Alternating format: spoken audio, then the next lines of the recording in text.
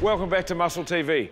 Well, as you may already know, the SAS is an elite military unit that accepts only the best of the best. The selection process is incredible. It takes over 5 weeks and is known as one of the most grueling in the world. Very few make it through, and as you can understand, their training techniques are very secretive. Recently, we checked out a new training facility that uses actual SAS training techniques, among other things, to give you a workout with a difference.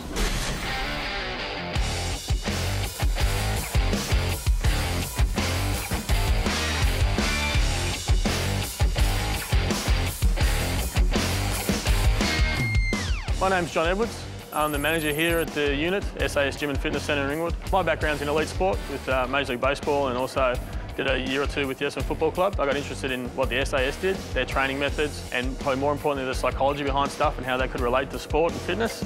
I got in touch with the SAS alumni, heard back from a man named Tony Ridley, who's now a business partner here at the unit, and we formulated a plan to basically offer a new kind of training, a new type of facility to the general public, and 3 months later, we're standing here today. There's no fake military connection here, it's all legit. Tony spent 12 years in the SAS. He's well known in the community. He's served all over the place. Ian Townsley's another gentleman here with us. 14 years in an active war zone for the British SAS. Well, the SAS are basically considered the world's best military unit. The Navy SEALs, Delta Force, they're all based off the SAS, which of course started in Britain and got to Australia. So it's been around for about 50 years. Each year they have an induction of about 300 people that'll try out for the SAS. Of the 300 that try out, 9 will get through. So that's an unbelievable attrition rate. You know, it is so hard to get through that course that's why they have to make it so tough, because it is the toughest military unit in the world. Now, obviously, this isn't the SAS. You know, this is a gym where we're trying to offer a tough fitness course for people, a tough fitness class that mimics some of the stuff from the SAS. So some of the movements are the same, and the principles of it are still the same, right? So we bring that to people without having to go through the whole program. So at no stage do we try and say, this is the SAS, because it's not. It can't be. It practically can't be. But it is based on their training methods. Each one of our classes are completely different, so we never replicate a class. If you come and do one class, it won't ever happen again. We have a list of over 300 different exercises that we add to regularly, and we combine them together so all the classes are different. A major changing point, different point for us and other programs is the psychological and mental side of it. So throughout the course of the program, people will be asked to do different tasks to try and perform under pressure and under fatigue. And you often hear a lot of the AFL coaches talk about when their players get tired, making bad decisions. The same happens in life. When people start getting tired at their job, when they're tired driving, they make bad decisions, bad things happen because they're fatigued. We're trying to train people so that they can still perform under a fatigued state. So we'll go past people while they're doing their workout, while they might be doing the ropes. We'll say to them 7 times 8, and they've got to answer it. It doesn't matter if they're right or wrong. They've got to try and think through that thought process. We'll ask them, what's your favourite movie? There's no wrong answer to that, but they've got to try and think what it is. Well, we've got a group of about 8 or 10 tonight. We'll start them off with the tank tracks. They weigh about 400 kilos. We'll get them trying to move that all the way to the end. We'll probably also get them doing some push-ups and things to get going just as a warm-up. We'll then divide them up into 2. We'll put half in the high altitude room. We'll stick another half over here on the bags. We'll just get them punching and moving. Out here at the moment, we're at about 22% oxygen level.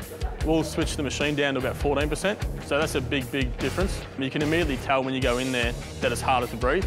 So from the outset, their lungs have got to work harder. In that 10 minutes that they've been in there, it's basically been 6 times more beneficial if they had have done it 10 minutes out here. So it's a way of almost shortcutting to your aerobic development. A lot of the latest studies that have shown that the heat combined with the altitude amplifies the effects.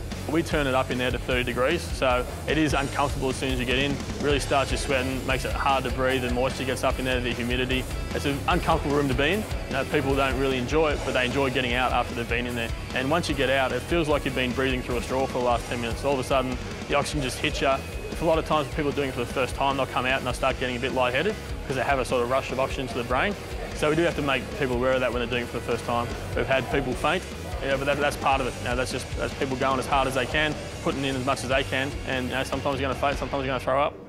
We'll then get them all together, and we'll start our 10 stations, which we've got spaced out there. There's a whole bunch of different ones we've got worked out. We've got the prowlers with about 100 kilos on it, they'll push. We've got the sleds that they'll put on and just tiger crawl down. We've got a tie that they'll flip. We've got some other stuff with the 50 cal canisters that they'll use for step-ups, the 20 cal for the arm flies, pulling the sled 60 metres, so we've actually got a 60-metre rope. and the sled's got 3 25-kilogram plates in there. They'll just stand there and pull it towards them, so they've got to pull that weight for a whole 60 metres. So it'll be a pretty tough class, but this group's pretty much used to it. There's no rest period between. They've got to hustle from station to station. The whole theory is that they basically do an exercise to the point of exhaustion, then move on to the next one, which is a different body part, and do it again till they're exhausted, and then move on again. We do 10 minutes, and then they'll stop for a minute, and then we go 10 minutes again. All up, our sessions usually go for 45 minutes.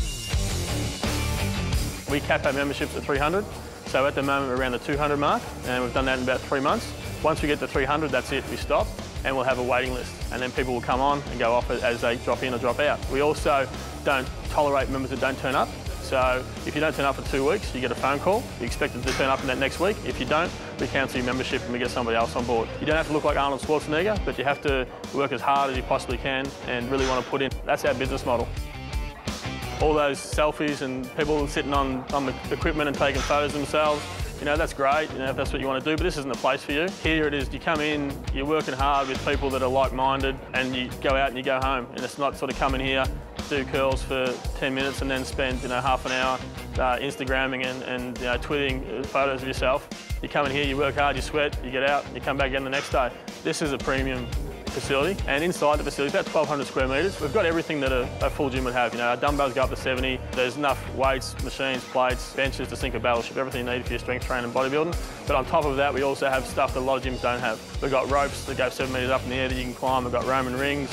We've got a whole bunch of different military-based cross-training equipment that people have probably never seen before. We've got tracks that go on tanks that you move around, heavy tyres, boxing, MMA, a high altitude room. We've got an iron mic batting machine that we imported from America. We can throw balls down at about 150 kilometres an hour.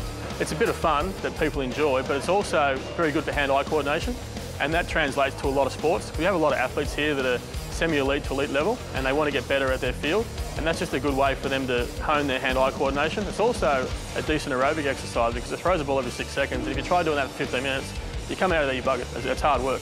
So it's also got the MMA stuff.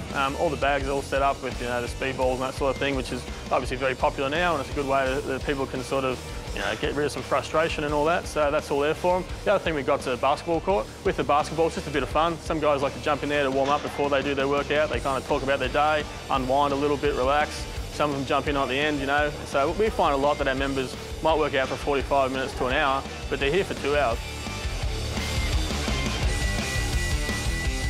I know pretty much everyone on a first name basis. It's a real friendly place, and we just like getting in like-minded people that just want to come in, work out and better their lives.